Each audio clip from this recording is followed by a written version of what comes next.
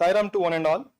It gives me immense pleasure and honor to introduce the next speaker for the day, Dr. K. Chaitanya. Dr. K. Chaitanya did his BSc and MSc Physics from Sri Sathya Sai Institute of Higher Learning, Prashanthi Nilayam, Puttaparthi, India in 2000 and 2002 respectively.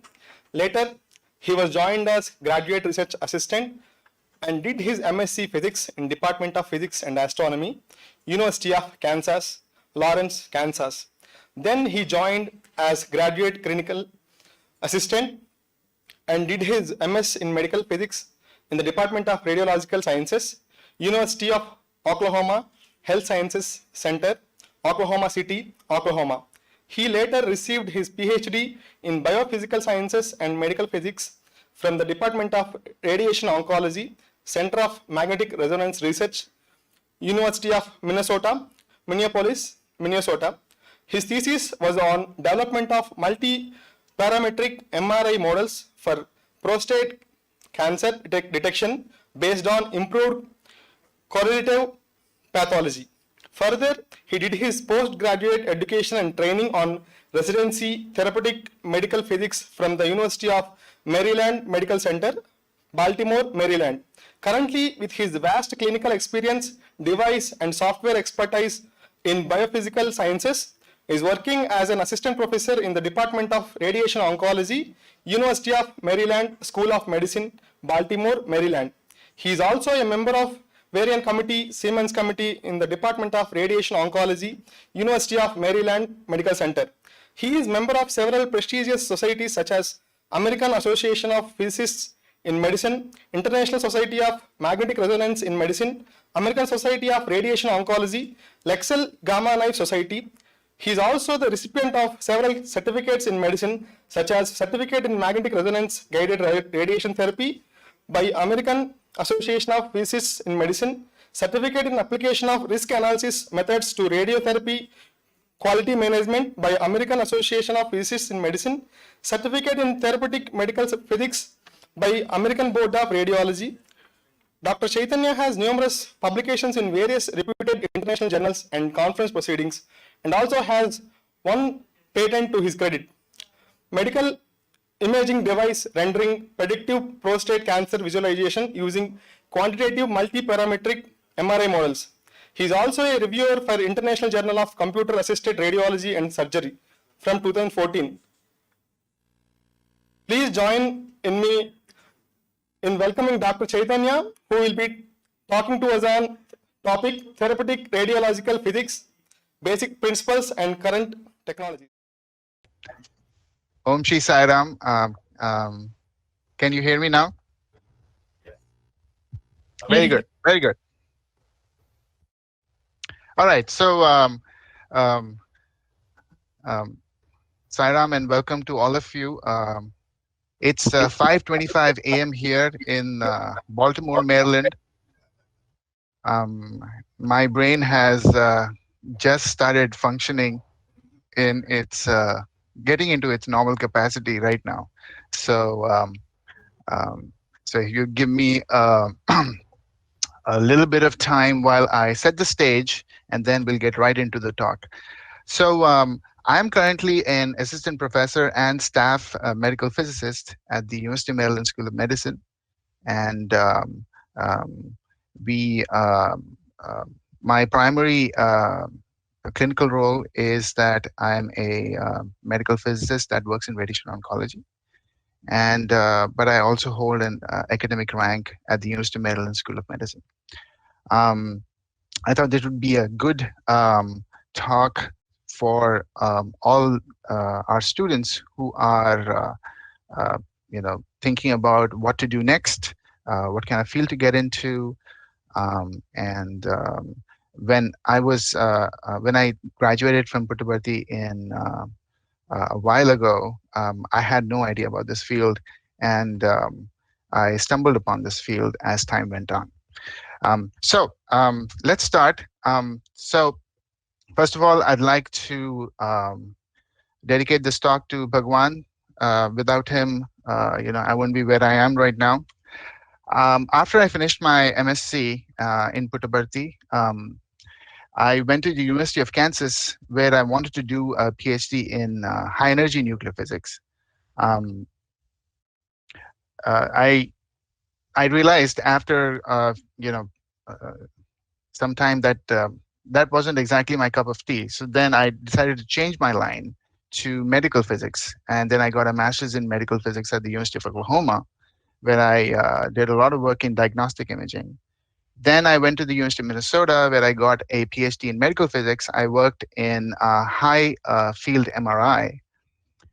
After that, I went to the University of Maryland, where I finished a 2-year residency in radiation oncology physics.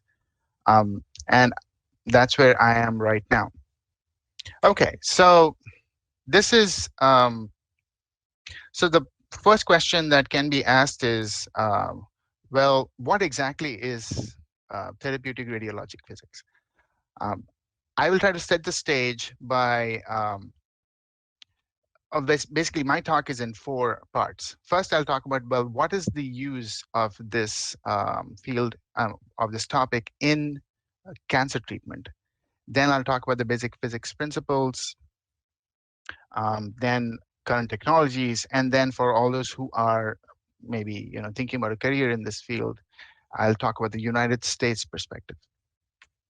All right. So how does one treat cancer? So it actually depends on the cancer type, size, and location. You can go for surgery. Surgery is often the first choice for solid tumors. Then there's chemotherapy that uses drugs to destroy cancer cells. Then there's targeted therapy that uses molecules specifically tailored to target tumor cells. For example, there's immunotherapy. Then we have nuclear medicine that uses radioactive isotopes. Then we have interventional radiology that uses image-guided, minimally invasive procedures like radiofrequency ablation. And then finally, you have radiation therapy. Now, radiation therapy, so basically you're using ionizing radiation that like photons or electrons, or you can use charged particles like protons for basically killing cancer. So how does radiation actually kill cancer? Radiation by itself can be classified as directly ionizing. So you have protons, electrons, which are charged particles, or they are indirectly ionizing, which means that if you have indirectly ionizing particles are like neutrons and photons. They don't have charge, and they cause indirect ionization. So basically, what they're doing is they're liberating ionizing particles that are responsible for producing ionization, and they're also causing excitation of atoms. So if you look right here, there are 2 ways in which you can actually damage DNA. DNA is the principal target for radiation damage. And this is done by either direct action or indirect action. So what's happening in direct action is you have a photon that knocks off an electron, which then goes and hits the DNA strand, and this is called a direct action. On the other hand, you can have a indirect action where you have a secondary electron, basically the electron that is given off from the atom, and that interacts with the water molecule to produce a hydroxyl radical, which in turn produces damage to the DNA. Now, the biologic effects of this radiation, these include things like carcinogenesis, mutation, and what we're interested in is cell killing. So what happens is that the cancer cell can't grow or divide anymore when its genes are damaged, or basically when the DNA is damaged by radiation, and over time, the cell dies. All right. So what is radiation therapy? So approximately 50% of all cancer patients are subjected to radiation therapy at some point of their treatment plan. And it's largely a local therapy. And so therefore, it is highly dependent, and it's very essential that we maintain the accuracy. of its so that it's effective. And this requires a multidisciplinary team. So you have a fully trained and skillful team. It comprises of, starting with the radiation oncologists, you have radiology and imaging specialists, you have physicists like me, and you have dosimetrists. And they take an extensive treatment planning approach, with close consultation with um, also surgical and medical oncologists. And it's highly individualized. So which means that you have many treatments that are working in tandem. So you have a patient that is having radiation therapy, and it's also having chemotherapy on the side. And once one therapy is done, then the tumor shrinks, and then you have the surgical specialist coming in to remove the tumor. So and there's also something called as palliative treatment, where if you can actually use radiation therapy to relieve pain, then this radiation therapy can be either external, it can be internal, or it can be systemic. External basically means that this radiation is coming from a machine that aims the radiation at the tumor. So if you look at this figure right here, this is what you're looking at in this figure is a clinical linear accelerator. So that's what it looks like right here. So you have the radiation that's coming right from the treatment head, and on these arms that you see on the side, that's the imaging part.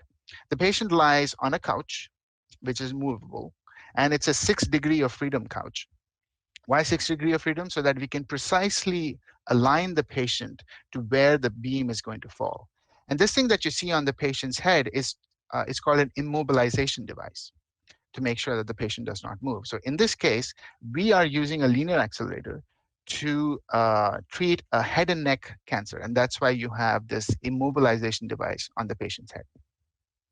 So you have the beam coming from here, and then it falls on the patient, and it's highly localized. And so you're only treating, a tumor that is confined to, in this case, the head and neck.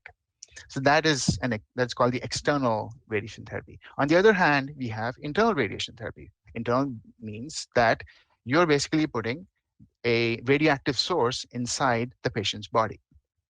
Now, this radiation source can be either solid or it can be liquid. If it's a solid source, then it's called brachytherapy. And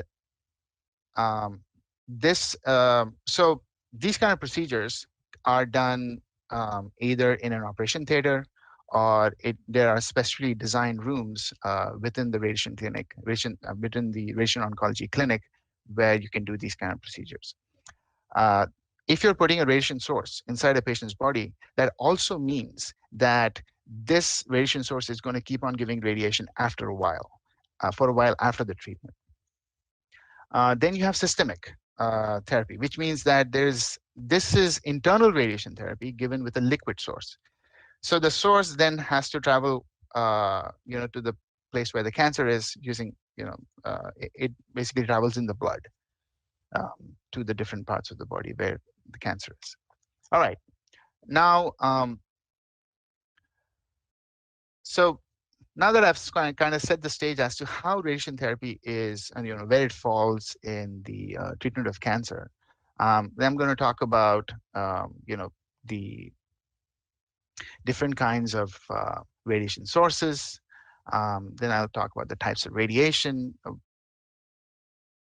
characteristics of this radiation, as in their dosing, and what happens when this radiation interacts with matter. Now, part of this is just basic physics, so some of you might be aware of this, but it's a good idea to get a recap. So let's first talk about radiological units. So there are a lot of things, there are a lot of units that we use, but I thought I should just talk about the few things for the purpose, few units for the purpose of this talk. So the first is electron volts. So as we all know, this is the kinetic energy acquired by an electron in passing through a potential difference of 1 volt. Now, in radiation oncology, we deal with clinical beams of magnitude MeV, or million electron volts. So So that's about 10 to the power 6 eV. If you compare that with the how many electron volts it takes to produce an ion pair in air, so that's about 34 electron volts, and we are dealing with 10 to the power of 6 electron volts in our clinical radiation beam. So you can imagine the amount of ionization that you are producing. Then we deal with dose. So dose is energy absorbed from this ionization radiation per unit mass, and the unit is gray. So 1 gray is 1 joule per kilogram. Now, all this is fine, but just to understand what is the magnitude of dose that we deal with in our clinic, this slide would give you an idea. So when we are treating cancer in the brain, so let's say we're doing a whole brain treatment, then we give doses of, so this is one treatment schema or dose regimen. So we're giving doses of the magnitude of 30 gray. So we give 3 grays every day for 10 days. If you're dealing with prostate, you're giving 45 gray. So you're giving 1.8 gray for 25 days. For breast, 20 gray in 25 days. And I'm sorry, that should be 2.0. And then you have lung, 61.2 gray. But the idea being that this is what is called as fractionation, where you are giving a you're giving a certain dose for an extended period of time, and this is because of the radiobiological properties of cancer cells versus normal cells. All right, so then let's talk about radiation sources. So these are some of the sources. There are many, but I'm talking about the ones that some of them are common and some of them are actually used in our clinic. So first is cobalt-60. So cobalt-60 is a gamma ray source. It's got a half-life of 5.26 years and average energy of 1.25 MeV. And this is used in many cobalt-60 units, and I'll talk about it in my next slide. This is, for a long time, cobalt-60 units were seen throughout. They were largely in the 60s and the 70s, and even so in the 80s. They were used for external radiation therapy because you could, cobalt-60 has a very high specific activity. So which means that you can make these very small sources. And it has a short half-life, which is a disadvantage, which means that you have to replace the source frequently. So that's cobalt-60 for you. Then you have iridium-192, which is a half-life of 74.2 days. Average energy 0.38 MeV. And this is used in the clinic as a high dose rate brachytherapy source. So it comes as a ribbon that you, so that is put into the patient and then it's retracted. So there is no source left inside the patient. That's your iridium-192.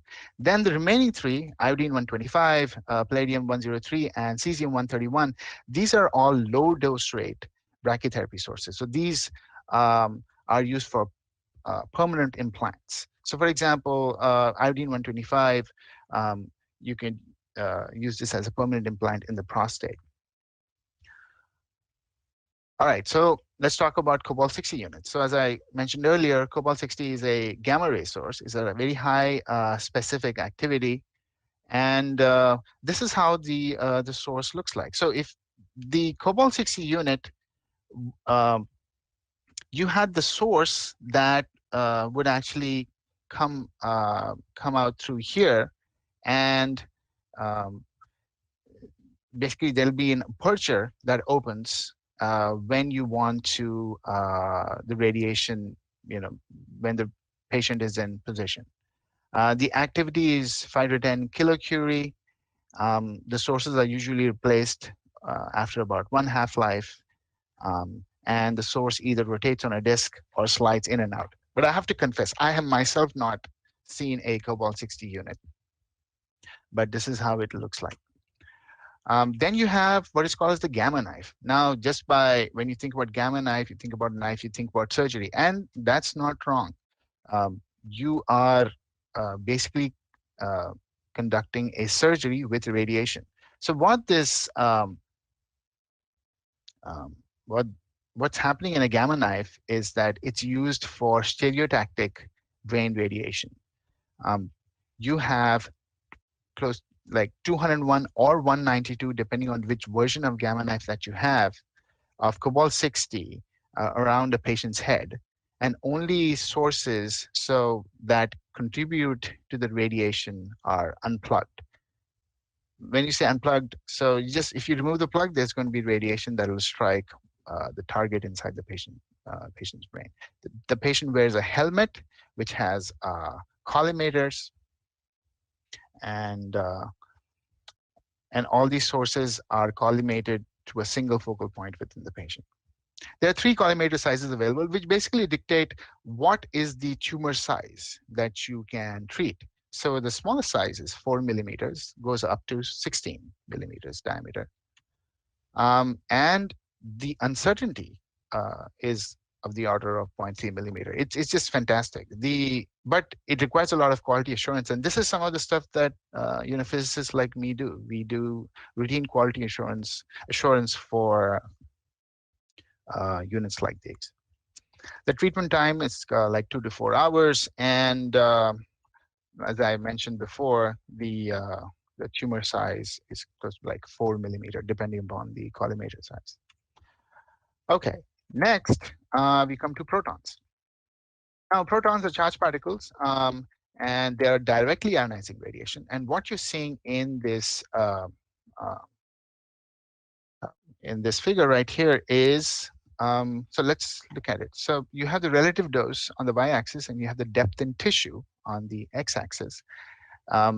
You see X-rays, how the dose changes as you go within the patient. So for X-rays, there is a depth of maximum. There's something as that is called as Dmax, or the depth of maximum dose, which is about here. And then you have electrons, which deposit most of their energy close to the patient's surface, or patient's body.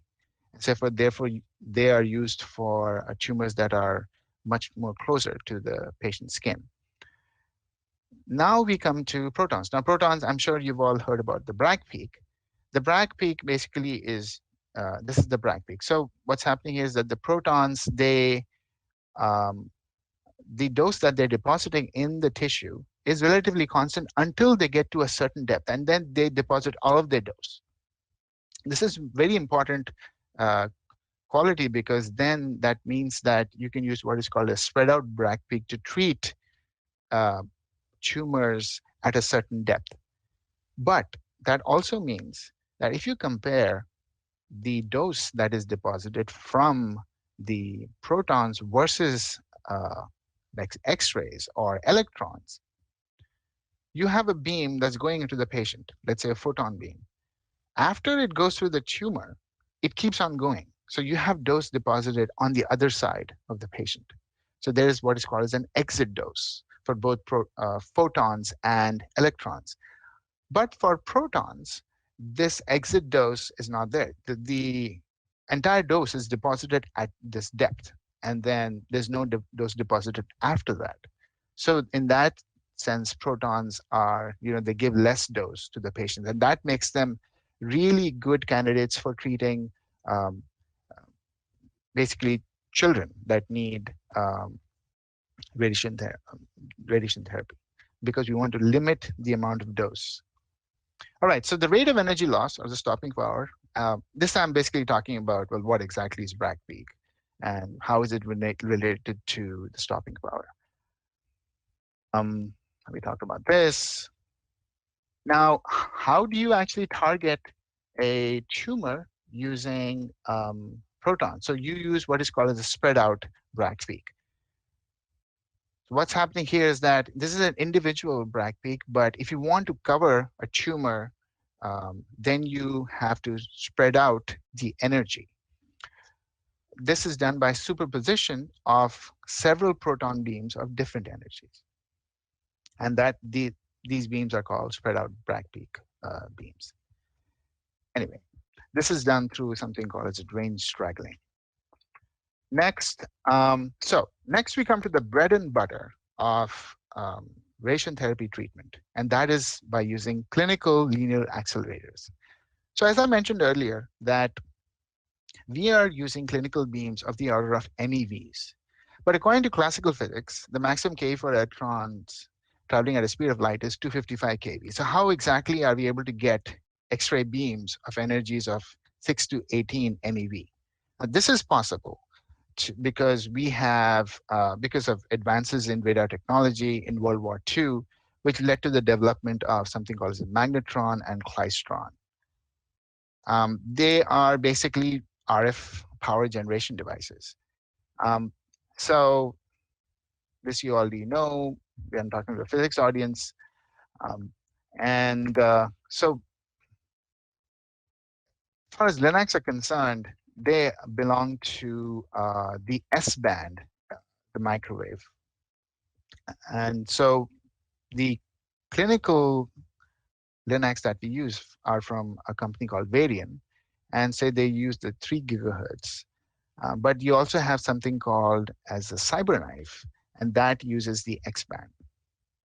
A little bit more about, so in order to understand what's happening in a clinical linac, I'm going to give you a linac tour. So we're going to trace the power path through the linac from the wall to the patient.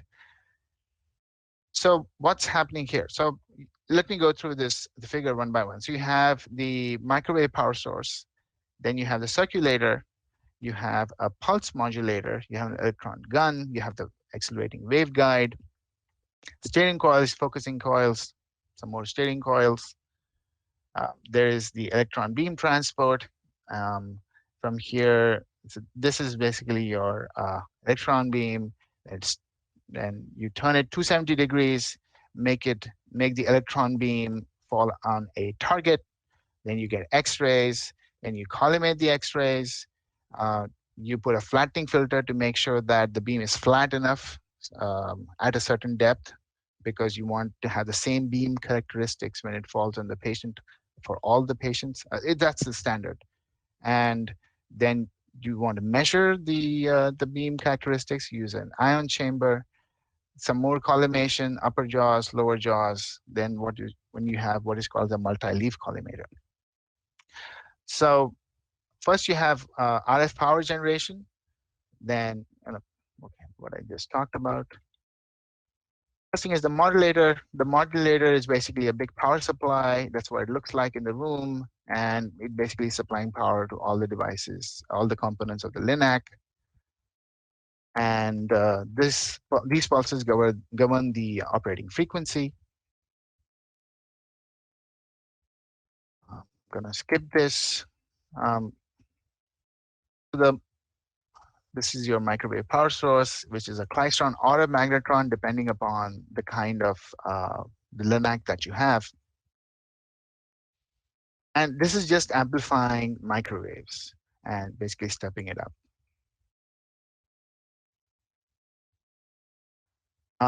Then you are sending these microwaves into the accelerating waveguide. And this is basically how, there's some impedance matching going on, but I'll skip that. And this is not important. Okay, then we come to the electron gun. So this is a triode design. There's a cathode, anode, and a grid, as shown right here.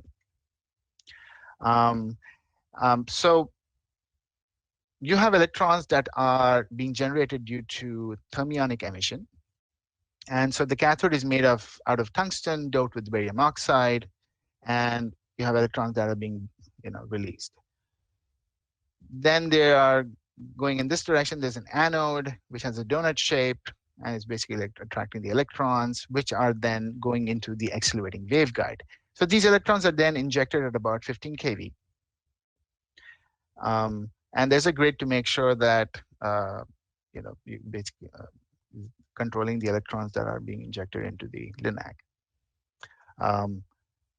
All right, so you have electrons that have a very small, size. It's like a small pencil beam of about 3 millimeters that are going to the accelerating waveguide. Now, this is the important point. The electrons are going into this waveguide at the same time as your microwaves are coming in from the microwave power source. And what happens here? So this is, an inset of what a waveguide looks like. So what's happening here in the waveguide is the electrons, as they move through the waveguide, they are basically riding. That's one way to think about it. As the electrons move through the waveguide, the parts of the waveguide, they change in their potential. So once they're in one part of the waveguide, the left side is negative and the right side is positive as they move. So they're accelerated towards in that part of the waveguide towards the end. So they're accelerated a little bit. Then when they get to the next part of the waveguide, then the polarity switches, and then they're accelerated again. So by the time they reach the end of the waveguide, they have sufficient acceleration. Let's see. Okay, I'm going to move past this. Okay, so once the electrons are sufficiently accelerated, across the waveguide, they are then going into the electron beam transport system. So there we have bending magnets which are bending the electrons 270 degrees. Not only does this, you are bending it to where you have the patient, but also any electrons that do not have the energy that you want, they're also not allowed, past a certain point. So that is what is called as an energy discrimination. The different kinds of magnets. I'm going to move past this. All right, so this is what the treatment head looks like. So you have the electron beam sufficiently accelerated, and then it falls on an X-ray target. Then there's a primary collimator, and then it falls on what is called a flattening filter. There's an ion chamber, and there's a sufficiently flattened X-ray beam, and it falls on the patient. You don't need an X-ray target when you just treating with electrons, and you have an electron applicator here, and then this is the patient right there. Target in order to get X-rays is either tungsten or copper and water cooled. So that's your target right there. And why tungsten? Because it's a high melting point. And you have primary collimators.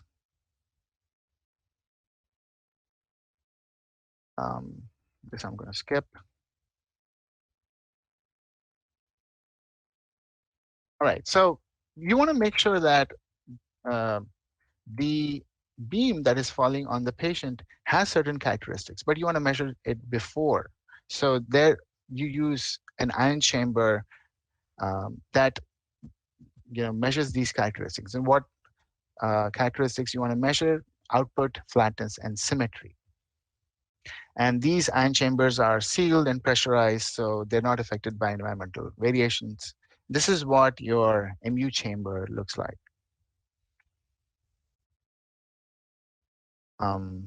Then your secondary collimator, this is how you're basically making sure that you're shaping your beam when it's falling on the patient. So you have your secondary collimator. These are basically jaws. So you have two jaws on the top and then two jaws on the bottom. And so this limits the maximum field size that you can that falls on the patient. So they can go up to 40 by 40.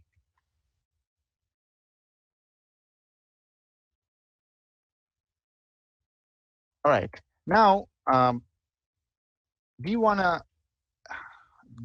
just talked about your secondary collimators, but if you want to closely make sure that you want to make sure that your field is able to closely conform to your tumor, you use what are called as multi-leaf collimators. So these are, you call them as tertiary collimators. They move in and out as sometimes when the beam is going through, or basically they're shaped so that they closely conform to the tumor shape. And this is how there are different companies that have different designs. Um, so at our clinic, we use a curved leaf end, which is what this looks like. Uh, okay, so that gives you some idea about what the a typical clinical linac looks like. And we treat with the following photon and electron beams of different energies. So we have 6 MV, 15 MV, and 18 MV, and electrons are going all the way from 6 to 20 MV. Now, getting back to some of the basic principles of what's happening when your EM radiation is interacting with matter. So there are 5 things that can happen. So when your photons are interacting with matter, you have covalent scatter, photoelectric effect, Compton scatter, pair production, and you can have photonuclear reactions. Out of these, I'm interested, because of the energies that we are dealing with, I'm interested in photoelectric effect, Compton scatter, and pair production. And if you look at this figure right here, so you have the atomic number of the absorber, and this is the photon energy. What we want to know is what happens depending upon the atomic number of whatever material your photon is going through, your photon beam is going through, and what effect is going to be dominant. So um, you have, so from, so, so if you look at the photoelectric effect on this part of the figure, as you go from this energy to this energy, you have the photoelectric effect dominant for this atomic number of the absorber. So that energy is from 10 to 30 keV. And this shows the probability of occurrence of what particular interaction. As you go further, as the photon energy increases, then you have the Compton effect that is dominant. So that's the Compton scattering. So that's from 30 keV to about 25 MV, basically the entire gamut, this energy band. Then beyond 25 MeV, you have the pair production that is dominant. And for lower energies from 10 to 30 keV, the photoelectric effect, it's proportional to ZQ, where Z is the atomic number of the absorber. Compton scattering is proportional to Z by 8 times rho, where rho is the density, and pair production is proportional to Z squared. All right, so now we talked about the different energies. We also talked about the probability of interaction of photons and the atomic number of the absorber. Now let's look at the different characteristics of the distributions of how this dose is distributed in the patient. So let's look at this figure right here. So this is on the y-axis, you have the percentage depth dose, which shows the how much percentage of the dose is deposited at what depth in water. Why we use water? Because water closely approximates human tissue, or basically the human body. So so a lot of experiments can just be done in water. Let's look at let's look at 4 and well, let's look at a cobalt beam. So the maximum dose is deposited somewhere around here. So this means that there is what is called the skin sparing effect. So almost, so very little dose, or the maximum dose is not deposited very close to the surface. So the skin of the patient is spared. And this is especially important because uh, it can result in skin reactions which are not good. This skin sparing is property of clinical beams is important because as the earlier in the earlier part of the century, we didn't have beams that had an energy of 6 MeV, and we were using what is called as orthovoltage um, clinical radiation generators. And their beams would deposit a lot of dose close to the surface of the patient's body. And that will lead to a lot of skin reactions. All right, so 4 MeV, look at cobalt deposited, it deposits dose here, 4 MeV here, and as we keep going down, more and more doses deposited away from the patient's body, which is very important. And this basically shows the attenuation with depth. Um, so why is that important? That means that if you're trying to, so you're trying to treat a patient's tumor, you can have um, one beam coming in from one direction, another beam coming from the reverse direction. And you get this is how your dose distribution looks like. So it means that at the center of the midline of the patient, you can get this is the kind of, you can get sort of like a constant dose distribution at the center. Now, if you want to look at electrons, so there is actually almost no skin sparing because they deposit their dose very close to your surface, the patient's surface, and which is how it should be because we are actually using it for tumors at shallow depths. So the Dmax is actually very close to the patient's surface. Now let me talk about the different techniques for external beam radiation therapy. Um, Currently, the technique that is used most often for a lot of patients these days is called IMRT, which means intensity modulated radiation therapy. So what's happening here? So let's look at a linac, the picture right here. This is your MLC, the multi-leaf collimator. These leaves move in and out to conform to the tumor's shape. And if you look at, this is called the beam's eye view. This is what, if you're the, this is what the beam sees when it's actually going through the patient, and that's your tumor right there. And these are the MLC leaves, and they go in and out depending upon what your treatment plan is.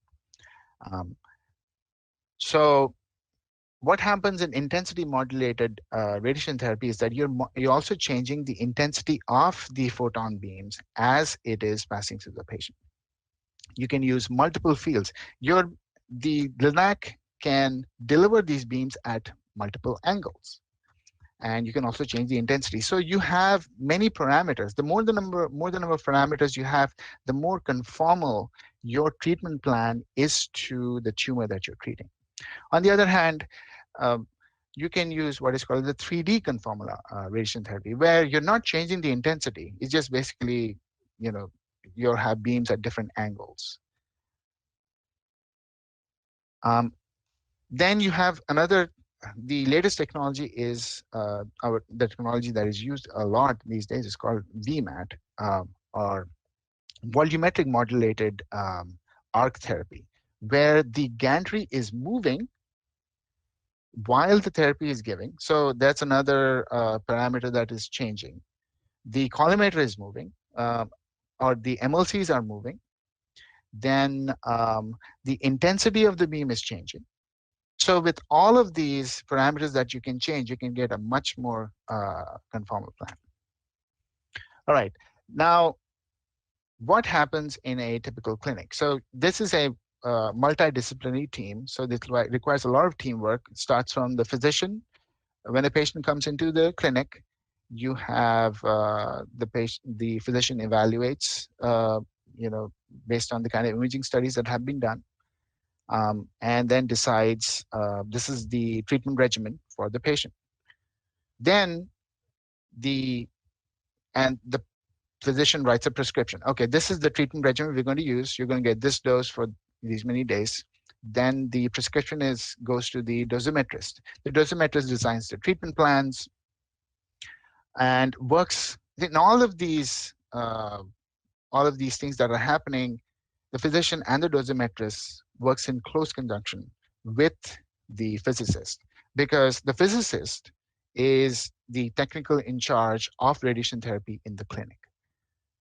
We know the most about the interaction of radiation with matter and what the machine can do and cannot do. And we need to make sure that the machine actually delivers what we think it should deliver. So we are closely involved in every step of the treatment plan. Once the treatment plan is ready, and I'll talk about what we do a little bit later, but once the treatment plan is ready, then we have a radiation therapist that actually delivers the plan. And we have nurses also that take care of the clinical aspects as far as the patient is concerned. So this is your typical workflow. So you're starting with the consult, then we do a simulation and a CT scanner. The CT scan is of the patient is required because that's what we use to calculate the dose. That is, and this also is required to generate what are called as DRRs, digital reconstructed radiographs. The digital reconstructed radiographs are what are used to compare, let's say so you have the CT scan, we know this is what the patient, we have an idea of where the tumor is, and we have a treatment plan. Once a treatment plan is put on the machine, the patient is again imaged. And once the patient is imaged, that image is compared with DRR, which is a virtual image, and to make sure, and the patient is actually moved to make sure that their position matches with this virtual image. More about that in another slide. So once simulation is done, there's treatment planning, and there's pre-treatment verification. Basically, the plan comes to physicists. We make sure that the plan is actually deliverable. Then there is treatment delivery, and then there's follow-up. And this cycle continues because it's a multi-fraction delivery. We talked about that. So as I was talking about earlier, once the patient is actually scanned in the CT after they come into the clinic, and let's say you're treating the chest, so we assign what is called as an isocenter, or called the treatment isocenter on the patient. So that is in the patient coordinate system. The linac has its own isocenter. What is the isocenter? That is the point about which the linac actually moves. So you have one coordinate system, you have the patient coordinate system, you have the linac coordinate system. Once you want to set up the patient for treatment, you have to match these. And that is matched. That's why you have the 6 degree of freedom couch right here. So you can actually accurately match the treatment center for the plan with the actual treatment center for the linac. We have different imaging modalities that are used for simulation. You have PET, CT, MRI, and these are all used by our physicians to accurately contour where the tumor is and margins. All right, now let me talk a little bit about if you want to look at this as a career. So as a medical physicist, you have different areas of responsibility. You have clinical, research, education, as well as regulatory compliance. Your clinical responsibilities vary a lot. Basically, you wear a lot of hats.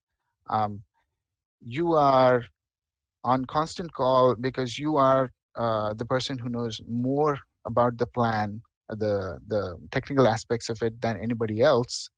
So therefore, that means that I'll give you one example. Let's say the patient loses weight. The patient is being treated and the patient loses weight. How do you find that out? You image the patient just before the patient is treated. You get called to the machine and the physician asks you, well, looks like the patient has lost some weight. How much do you think is the difference in the dose going to be, because we are seeing a 1 centimeter difference in the external contour? And then you go back to your training and then you try to find out, well, 1 cm, then at what point, how's the patient lying? Let's look at the patient's history. What are we treating? What energy are we using? And then you can say, well, it's going to be an overdose between 2 to 3%. Say so. All of your training comes into the question at that point, and this is what makes it really exciting. So that's your daily clinical support. Then you do quality assurance to make sure that the machines are running properly. And this is a routine affair. You do daily QA. I mean, you're looking at the characteristics of the machine daily, weekly, monthly, annually. So this is a continuous affair. Then you're responsible for getting new equipment or updating new equipment. Um, Once the patient's plan comes over to you, you are responsible to make sure that the plan is actually deliverable. And that means that we do a very comprehensive chart check of the patient's plan. And we also use a secondary dose calculation software apart from the dose calculation software that is used to make sure that these two, that we have an independent calculation that agrees with what is in the patient's plan. You need a new site, you need to involve a physicist because we know about the shielding requirements. Then also there are state or national compliance issues. There are inspections. So, and you have people that come in and they want to market a new product. So you are also acting as a liaison between other medical professionals, manufacturers, and regulatory agencies.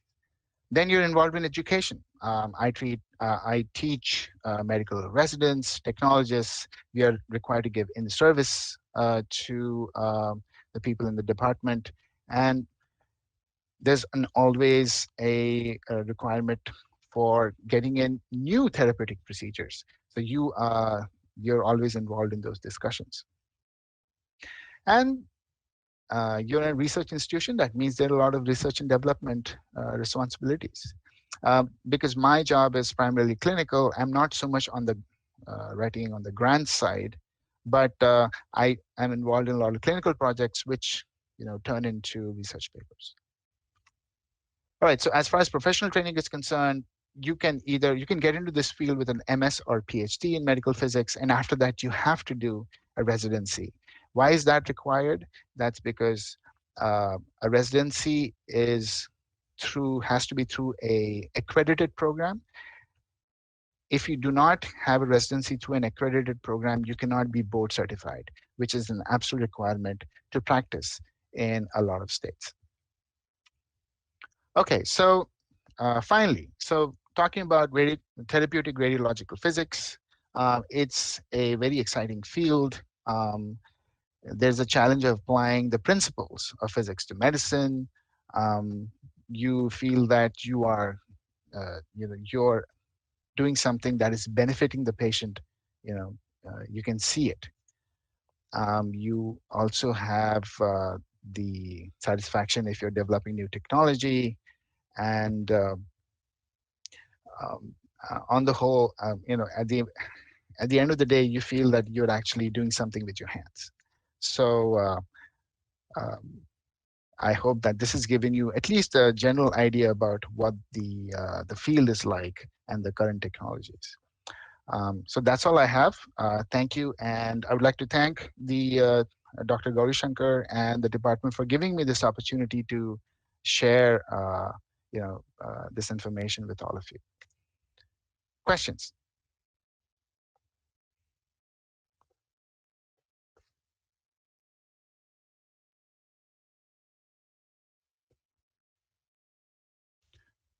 All right, so it looks like there have been, I'm going to actually look into the chat window if I can. Thank you, sir, for giving us a comprehensive idea on this field. We have questions on. Yes, I'm actually looking at the questions right now. So first question, are there any alternative emerging technologies or trends to therapeutic radiology? So let's see, alternative emerging technologies. by alternative emerging technologies, there, well, I can talk about, well, in our field right now, um, protons are the emerging trend. And so therefore, almost every other state is trying to get a proton center. Also, because a lot of people do not want to deal with this exit dose. And if you have a, uh, proton center, then you can also treat children, because we really want to limit the amount of dose that you're receiving. So I would say protons is the emerging thing. Also, carbon ions. Do not know much about the subject, but that's also another emerging technology as far as radiation oncology is concerned. Um, Next question, will the healthy cells sustain any damage during radiation therapy? Of course. But the whole idea is of fractionation, or, you know, giving this much fraction, so you are giving a certain dose expanded over, over a certain number of days, is that not only are you killing cancer cells, but you are giving the healthy cells a chance to regenerate. And that's the whole idea about fractionation. But radiation therapy has side effects. And so therefore, there's the whole list of side effects depending upon the kind of cancer that is being treated, and the kind of body part that is being treated. So of course, the healthy cells will sustain damage during radiation therapy. Okay, next question is, the lead being heavy and makes mounting them tough in collimators may not be so true, but it's also toxic in nature too. But do we have lighter and eco-friendly alternative collimator materials for gamma and X-rays? Um, that's a good question. I am unfortunately not, I don't have any idea about other alternative collimator materials. But that is definitely a consideration, because when you're making a machine, you want, and especially something like a linac, because it's continuously moving, to treat the patient, you want to have these collimation materials that are lightweight. What are the side effects of radiation therapy? There are a lot of I mean, it all depends, again, like I mentioned earlier, depending upon what cancer and what body part you're treating. Um, uh, at the very minimal, they can be, for example, if you're treating breast cancer, there could be some reddening of the skin. Um, but I mean, that's something that again depends on the kind of body part. What is the success rate of radiation therapy? Well, I can see it while I check patients' plans every day, and I can see the tumor actually reduces in size. So uh, radiation therapy obviously works. But as far as the success rate, again, depends upon, you know, the uh, the site and which body part you're treating. Chaitanya Sairam, just to answer that other question by that Sai Kumar about different materials that are used for collimators.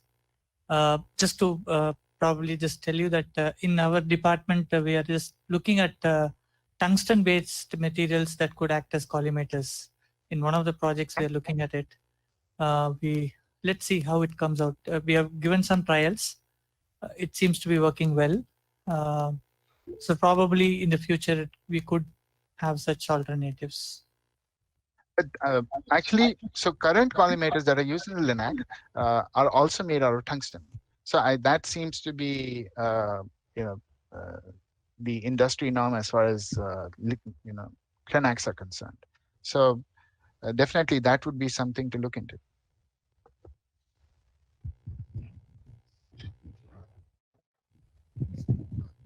Shivshankar Sai sir, can I ask this question?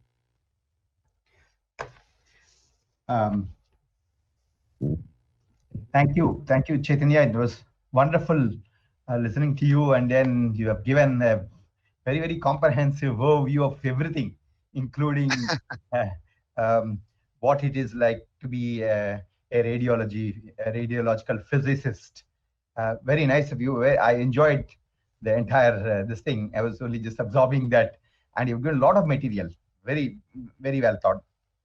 Some of the questions which I also had, that tungsten material to be used, and then what is this status of these accelerator being used in India? I just wanted to know if you have any information on that.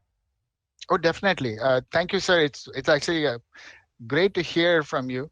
Um, uh, the status of linear accelerators in India is actually pretty good. There are many sites in India that are using uh, technologies that are used in the US. For example, I know there is a At RR Cat major. Indoor. Mhm. I don't know any other thing in Bangalore and all. They're trying. I thought I heard, but I just want to know because being in the field, you may know. That's what I asked. I know that Apollo hospitals as well as site care, they have. I was looking at. I was doing a Google search on um, hospitals in India. I know that Site Care Hospital has an Electa. Electa is another um, linac provider. Oh, You have So Varian and there then you have is, Electa. can I add one thing? So there is one at TMC, Tata Memorial Hospital. So they are developing one that is ion-based accelerator to treat the tumor.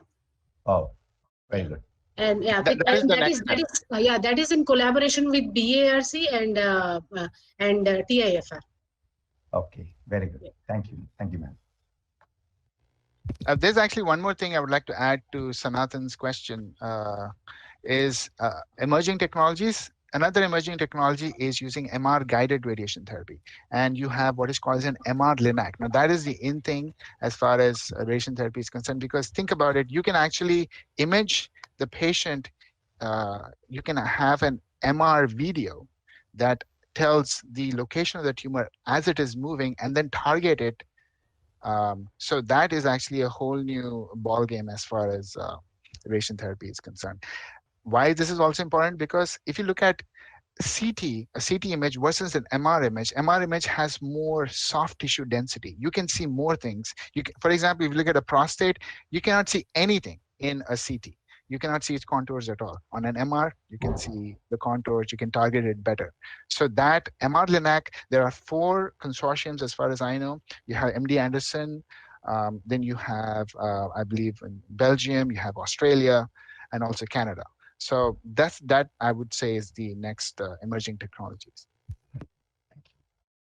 Thank you. Saram sir, thank you so much Yeah. for such a wonderful presentation. I just have one basic doubt.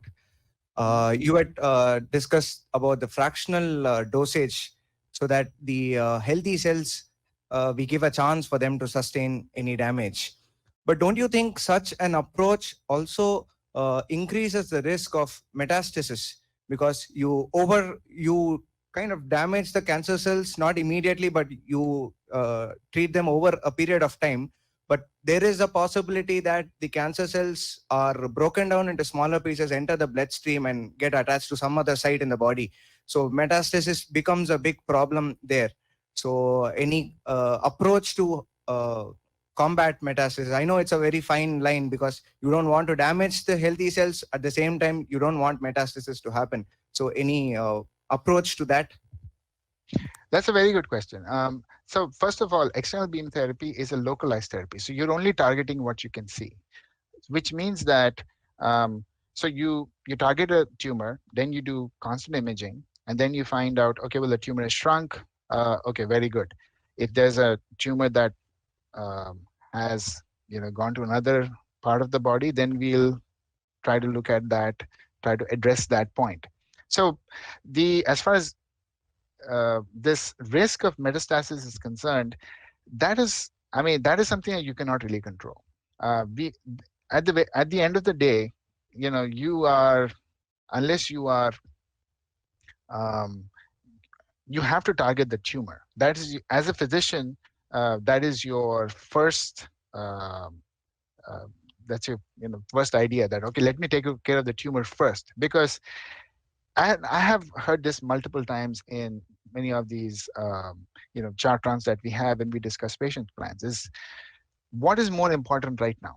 You have a tumor that will probably kill the patient, or do you want to you have to address that first before you try to look at the different mets that are generated.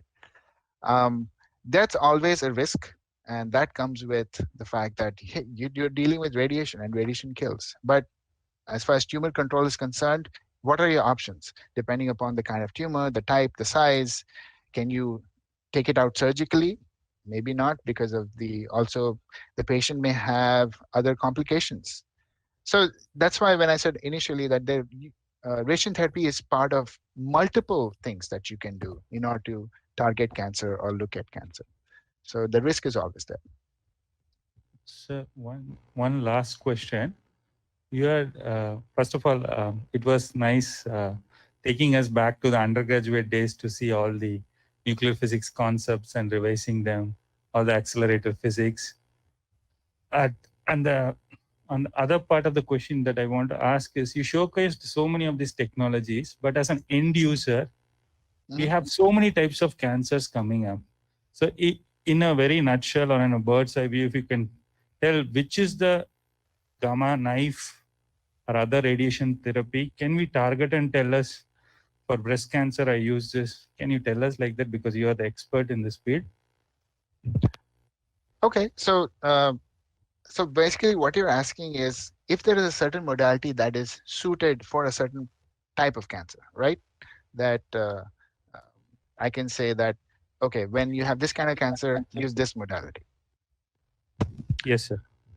Okay, so let's talk about the different ways that, for example, in the clinic that you can treat, let's say, prostate cancer.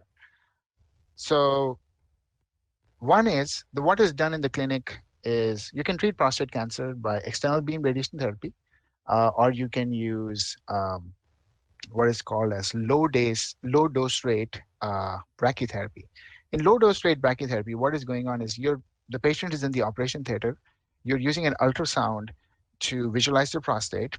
Then you are implanting permanent iodine 25 seeds inside the patient.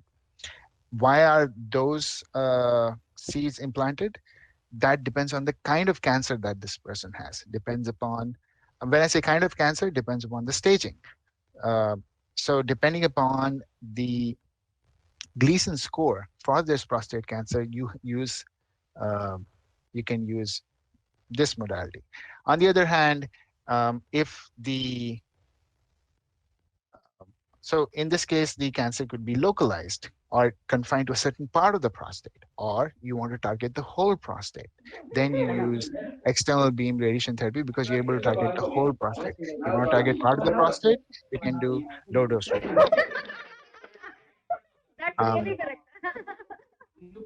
Then, if let's say you're talking about the brain, you can choose the gamma knife. So I talked about this earlier. I would say that the gamma knife is the modality that you can use for targeting tumors that are really small. You can target tumors as small as 4 millimeters. So I would say that would be so gamma knife is the modality to target tumors that are this small.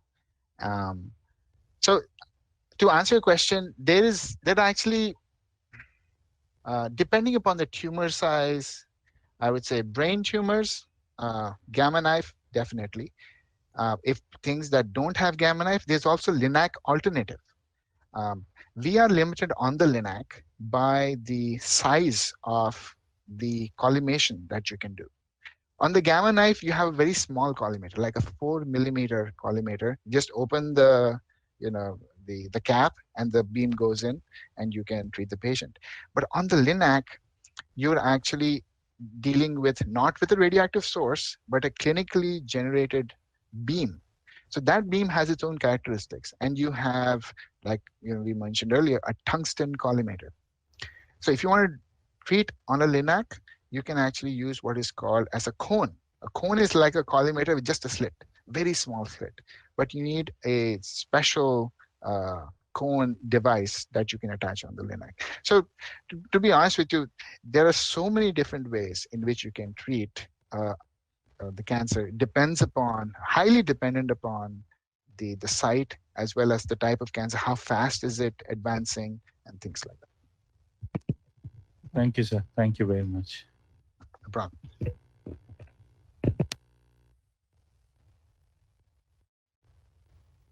Thank you, sir.